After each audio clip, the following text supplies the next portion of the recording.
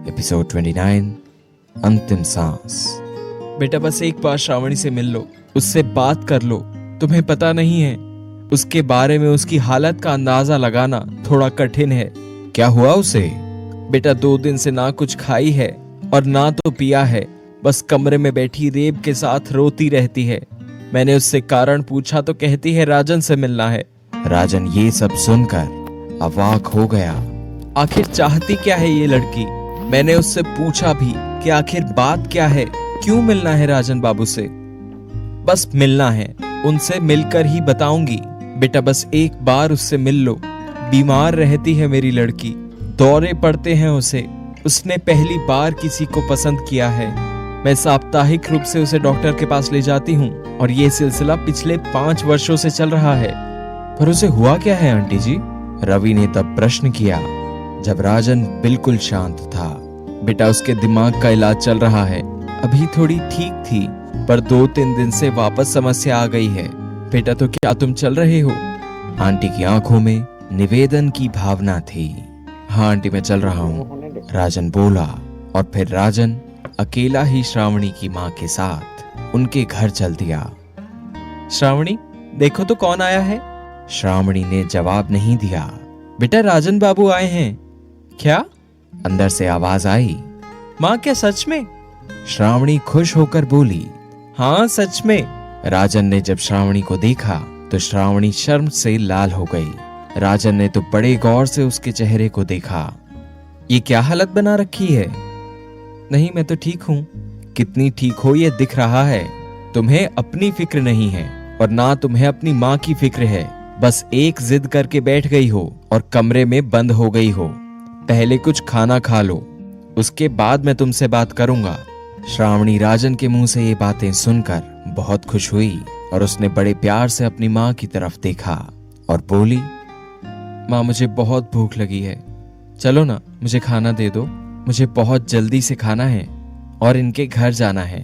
नहीं, तुम आराम से खाना खाओ और आराम से मेरे घर पर आना। हम लोग आज कहीं नहीं जाने वाले। अब मैं जा रहा हूँ। यदि आप भी हमारे साथ खाना खाते तो? श्रावणी अचानक से राजन को बोली, हमें अच्छा लगेगा यदि आप मेरे साथ खाना खाएंगे तो। नहीं श्रावणी, आज नहीं, मैं तुम्हारा इंतजार करूंगा। अब तुम बाथरूम में जाओ और हाथ मुंह धो लो। श्रावणी तुरंत बाथरूम की तरफ भागी। तब राजन आंटी से बोला, आप अब सब मुझ पर छोड़ दीजिए। ये जब वापस आएगी तब मुझसे मिलने की जिद नहीं करेगी। श्रावणी घर आने वाली है, क्योंकि राजन ने ये नहीं बताया था। तो श्रावणी से क्या बात करने वाला है? और तभी डोरबेल बजी। लो भाई, बज गई घंटी। रवि जाकर दरवाजा खोलना जरा। जाता हूं। और रवि ने जैसे ही दरवाजा खोला, मुस्कुराती हुई श्रावणी अंदर आई। बैठो श्रावणी, अब कैसा फील हो रहा है? तभी राजन उठते हुए मुस्कुरा कर बोला, किसी को कहीं जाने की आवश्यकता नहीं। मैं और श्रावणी बाहर जा रहे हैं। क्यों श्रावणी, बाहर गार्डन में चलें? श्रावणी शर्म से लाल हो गई। जी हाँ चलिए। और फिर दोनों बाहर निकल गए। दोनों बाहर गार्डन में जाकर एक बेंच पर बैठ गए। ये वही दिन था जब रंगनाथ घर आया था और अपनी बेटी को राजन के साथ बैठकर बातें करते हुए देखा। रंगनाथ और उसकी पत्नी ने आपस में खूब बातें की। पत्नी ने बताया कि 2 दिन की बीमारी एक पल में दूर कर दी लड़के ने। रंगनाथ बहुत खुश था। उसकी लड़की किसी के साथ बात भी कर सकेगी, इस बात पर यकीन नहीं हो रहा था उसे। राजन श्रावणी की बात को सुन और समझ रहा था। मैं आपसे क्या कहूँ, बस इतना जानती हूँ कि आप मेरे लिए सब कुछ हो। मैं आपके साथ रहना चाहती हूँ, आपसे बात करना चाहती हूँ। मेरा कोई दोस्त नहीं है, कोई हमसफर नहीं। क्या आप मेरे जीवन साथी बनेंगे? श्रावणी अब मेरी बात ध्यान से सुनो। तुम बहुत अच्छी हो, मासूम और नादान भी। तुमने जो कहा है उसे आम भाषा में पसंद करना कहते हैं। जीवन साथ निभाने के लिए दोनों की रजामंदी की आवश्यकता होती है। तुम जिसे प्यार कहती हो वो बस एक फीलिंग है, पर मेरे अंदर क्या है ये भी तो मायने रखता है। मैं बस 3 दिन और रहने वाला हूँ। श्रावणी, तुम कोई सामान नहीं हो जिसे मैं अपने साथ रख लूं, या मैं कोई सामान नहीं हूं जिसे तुम जीवन भर साथ रख लोगी। इस चाहत के आगे भी एक दुनिया है जिसे परिवार कहते हैं, शादी होती है। दोनों एक दूसरे को अच्छे से जानते हैं और फिर जीवन साथी बनते हैं। बस कह देने से जीवन साथी नहीं बना जा सकता। श्रावणी रोने लगी। उसे सब समझ में आ गया था कि राजन मुझे मना कर रहा है। आखिर क्या कमी है मुझ में? क्या मैं काबिल नहीं? नहीं, तुम बहुत काबिल हो और बहुत अच्छी भी हो। मैंने तो पहले ही कहा था। पर श्रावणी, इसके लिए मेरे अंदर भी फीलिंग आनी चाहिए। हम दोनों दोस्त रह सकते हैं श्रावणी। श्रावणी, बात को समझो। श्रावणी ने एक झन्नाटेदार थप्पड़ रख दिया राजन के गाल पर। मैं जा रही हूँ, अब मुझे देखना भी मत। और श्रावणी वहां से भागती हुई अपने घर चली गई। एक पूरा दिन और उसने दुख को कैद रखा। उसकी माँ ने उसे बहुत समझाया, तब वो बाहर निकली। बाहर निकलने के बाद वो अपने घर के बाहर निकली तो उसकी नजर राजन और मायरा के ऊपर पड़ती है। जी हाँ, याद होगा आपको, जब राजन मायरा को समझा रहा था, वही उस उम्र में प्यार की बातें, वो मैजिकल वाली बातें। श्रावणी को ऐसा लगता है कि राजन और मायरा का कुछ चक्कर है और वो फिर से कमरे में घुस जाती है। शाम के बाद रात की तरफ बढ़ते वक्त के अंधेरे में रंगनाथ और उसकी बीवी जब श्रावणी के दरवाजे को तोड़ते हैं तो श्रावणी अपनी अंतिम सांस ले रही होती है। श्रावणी ने अपने ही दांतों से अपने हाथ की कलाई को काट डाला था। रंगनाथ उन दिनों चोरी चोरी तांत्रिक बनने की ट्रेनिंग ले रहा था। वो तड़प कर कहता है, श्रावणी, तुम्हें ऐसा नहीं करना चाहिए था। चलो उठो, डॉक्टर के पास चलते हैं। नहीं पापा, अब मेरे पास वक्त नहीं है। मेरी आपसे बस एक छोटी सी विनती है। मेरी मौत के साथ साथ मैं उस माया की भी मौत चाहती हूँ। उसने मेरे राजन को छीन लिया। अब मुझे पूरा समझ में आ रहा है कि राजन मुझे क्यों साथ नहीं रखना चाहता, क्यों वो मुझसे दूर भागता है। उसकी कोई गलती नहीं है, पर उस चुड़ैल ने मेरे राजन पर कब्जा जमा रखा है। सिर्फ उसकी गलती की वजह से अब राजन को भी सजा मिलेगी। राजन ही क्यों, राजन के पूरे दोस्तों को सजा मिलनी चाहिए, क्योंकि उनके दोस्तों ने भी तो मुझे भरोसा दिलाया था, पर उस भरोसे पर वो लोग खरे नहीं उतरे। पापा, मेरी इस अंतिम इच्छा को आप जरूर पूरा करना। अब तक कहानी फ्लैशबैक में चल रही थी। फिर सभी लोग उससे बाहर आए। बदले और बीमार बेटी की चाहत में तुमने सब कुछ उलट पलट कर दिया रंगनाथ।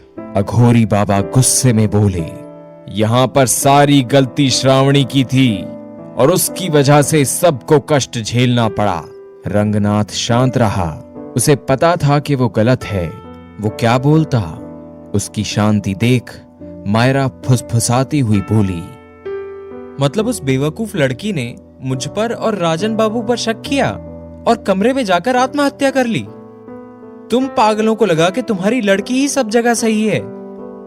फिर तू बदला लेने निकल गया, और बदला ही लेना था तो मुझसे लेता, राजन बाबू से लेता। सबकी जिंदगी के साथ खिलवाड़ क्यों किया?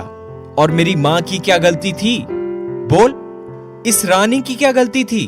तेरी लड़की पागल थी। रंगनाथ अचानक चिल्लाया, पागल नहीं थी वो, मेरी बेटी थी, मेरी लाडली थी। किसी भी बाप के लिए उसकी लड़की पागल नहीं होती। थोड़ी गुस्से वाली थी वो, और जब उसे कोई चीज नहीं मिलती थी तब वो ऐसी हरकतें करने लगती थी। तभी रानी के अंदर की मायरा पुनः बोली, राजन बाबू कोई चीज नहीं थे, कोई खिलौना नहीं थे कि जिद किया और बाजार से खरीद कर दिलवा दिया। तूने अपनी लड़की की जिद पूरी करने के लिए मुझे और मेरी माँ को मरवा दिया। हाँ, मैंने किया। रंगनाथ चिल्लाते हुए काले मुस्टंडे की तरफ इशारा करके बोला, मैंने इन्हें सुपारी दिया कि माँ बेटी को मार कर दफना दो, और उन्होंने वही किया।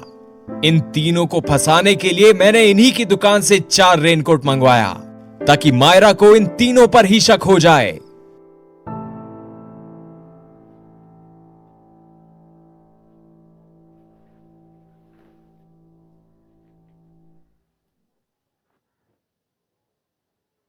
मैंने इन्हें रेनकोट लाते हुए देखा था, क्योंकि मुझे पता था कि ये तीनों भी उसी दुकान से रेनकोट लेकर आए हैं। इसलिए मैंने ये प्लान बनाया। मायरा को इसलिए जिंदा गड़वाया ताकि वो भूत बने और फिर इन तीनों से बदला ले सके। वो भूत ही बने, इसके लिए मैंने तंत्र मंत्र वशीकरण आत्मा से ये सब सीखने लगा। इतना कहकर रंगनाथ शांत हो गया। रंगनाथ ही क्यों, बाकी सब लोग भी शांत थे। अचानक रंगनाथ वहां से बड़ी ही तेज गति में भागा और भागते भागते बोला, मैं तुम सबको देख लूंगा। बाबा, आपने उसे रोका नहीं? रुको मायरा, उसे जब चाहें जहां चाहें घसीट कर ला सकते हैं। उसे मारना कोई कठिन काम नहीं। कठिन काम तो ये था कि मैं किसी तरह सच्चाई सामने ला पाऊं कि तुम्हारे गुनाहगार ये चारों नहीं। बाबा, मुझे माफ कर दो। गुस्से में आकर बदले की आग ने मुझे पागल बना दिया था। मैं अपने ही दुश्मन के बहकावे में थी। यदि आप और लक्ष्मी जी नहीं होते तो मैं तो इन्हें मार ही देती। अब मैं इस रानी के शरीर को छोड़ती हूँ। इतना कहकर मायरा की आत्मा रानी के शरीर से आजाद हो गई। रानी खुद को बहुत कमजोर महसूस कर रही थी। रानी के शरीर में थोड़ी ऊर्जा आई और वो खुद को थोड़ा मजबूत महसूस करने लगी। मैं अब सभी की गुनहगार हूं। तभी हवा में मायरा की आवाज गूंजी।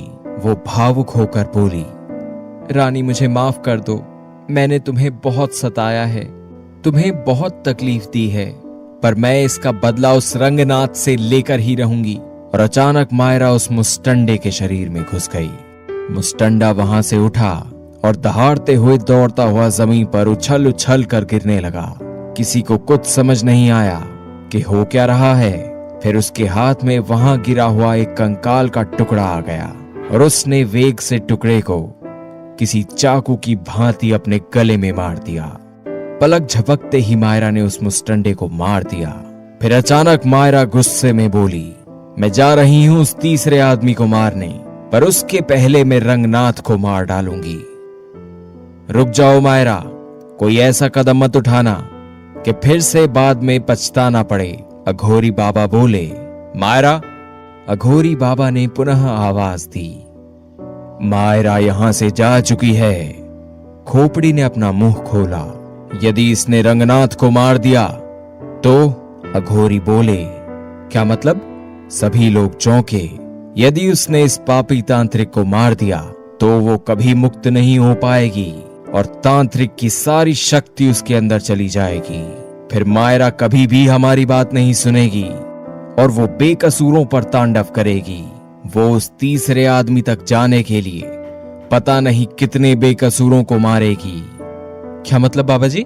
मतलब मैं मायरा से रंगनाथ को बचाने की कोशिश करता हूं। तुम लोग उस तीसरे गुनाहगार को ढूंढो। हाँ, एक और बात, मैं खोपड़ी को तुम लोगों के साथ भेज देता हूं। ये रहेगा तो काम आसान होगा। रवि खोपड़ी को देखते हुए बोला। पर क्या अब हम मायरा से आजाद हैं? अब हम घर जा सकते हैं? बिल्कुल जा सकते हो। लक्ष्मी का शक तब यकीन में और बदल गया। रुको! अचानक लक्ष्मी ने सभी से रुकने को कहा। उस गाड़ी के पास एक और गाड़ी थी।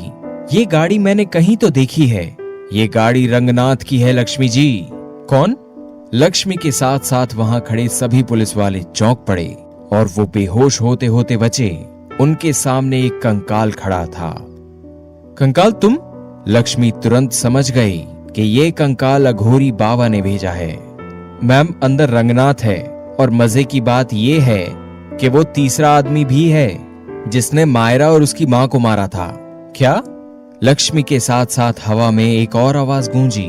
कंकाल के साथ लक्ष्मी जी भी चकित हुई बोली। अंदर किसी को कानो कान खबर नहीं चली कि बाहर उनके लिए जाल बिछाया गया है। जिस तरह अंदर बाबा रंगनाथ थे उसी तरह बाहर तांत्रिक शक्तियों के मालिक कंकाल और खोपड़ी भी थे। उनके अलावा इंस्पेक्टर लक्ष्मी और उनकी टीम और फिर अमित, राजन और रवि, ये लोग भी आ गए थे। रंगनाथ जी, बाहर निकलने का कोई रास्ता नहीं। इन लोगों ने हमें चारों तरफ से घेर लिया है। बॉस छटपटाता हुआ रंगनाथ से बोला। मुझे समझ नहीं आ रहा है कि इन्हें कैसे पता चला यहाँ का रास्ता। रंगनाथ शांत बैठा कुछ सोच रहा था। आप कुछ करेंगे या मैं खुद आत्मसमर्पण कर लूं? मैंने यहाँ हाई सिक्योरिटी लगाई थी पर अभी 2 महीने पहले ही हटा दी। ये सोचकर के यहाँ कौन आएगा, अब मैं क्या करूं? मैं अंतिम सांस तक उन लोगों से लड़ूंगा, तुम धैर्य बनाए रखना। रंगनाथ बोला, आने दो अघोरी जी की सेना को, मैं भी देखता हूं क्या होता है। उस हॉल का दरवाजा बंद था, पर अचानक खुलने की आवाज आई। शायद मायरा अंदर आई थी।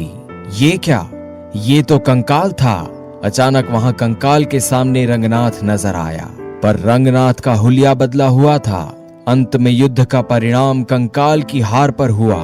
कंकाल 2-3 हिस्सों में बिखर गया था। रंगनाथ ने बड़ी चालाकी और रूहानी शक्तियों से कंकाल को बिखेर दिया था। बाहर निकले बॉस? तभी रंगनाथ हंसते हुए बोला, एक को ढेर कर दिया मैंने। रंगनाथ भी उसे बॉस ही कहता था। वो आदमी जो बॉस था एक अलमारी में से बाहर निकला। क्या ये मर गया? नहीं, ये कंकाल कभी मरते नहीं। मैं इसे अपनी शक्तियों का गुलाम बनाऊंगा। रंगनाथ बड़े जोर से हंसने लगा और उस बड़े से हॉल में से बाहर निकलने लगा। उसके पीछे पीछे बॉस चले आ रहा था।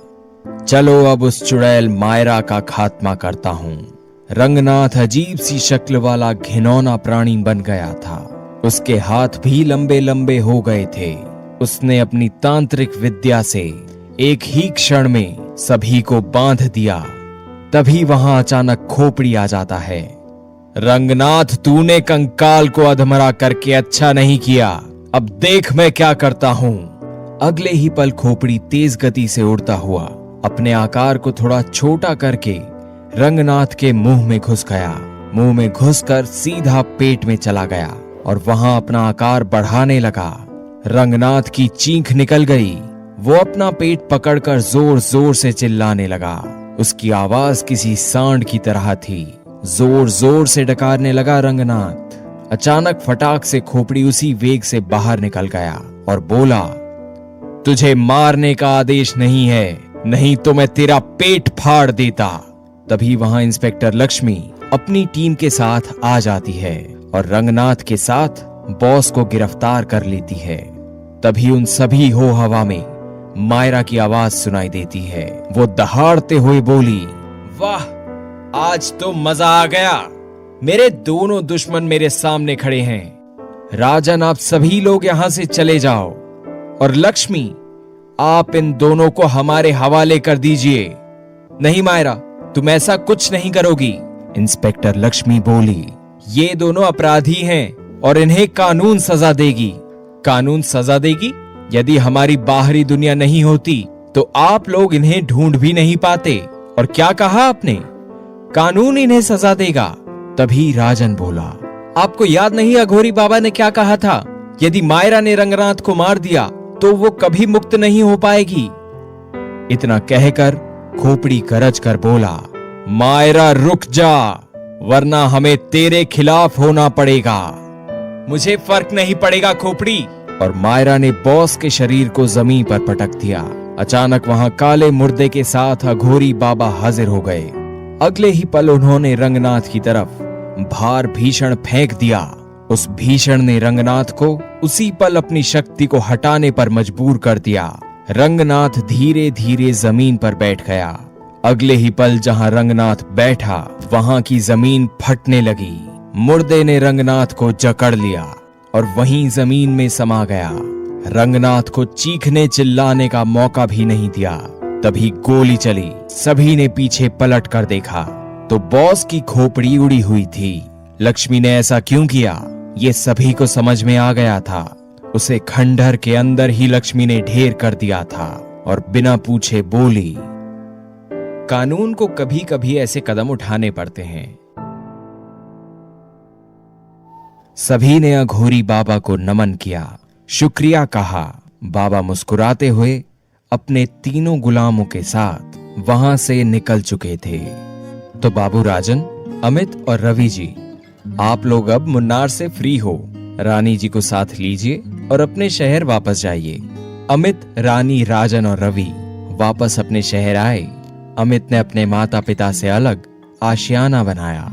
राजन अपने घर गया और उसे विधायक पद से इस्तीफा देना पड़ा। राजन मुस्कुराते हुए इस्तीफा दे दिया और बोला, अपना क्या है, अगली बार निर्दल जीत जाएंगे, हम तो जनता के दल में हैं।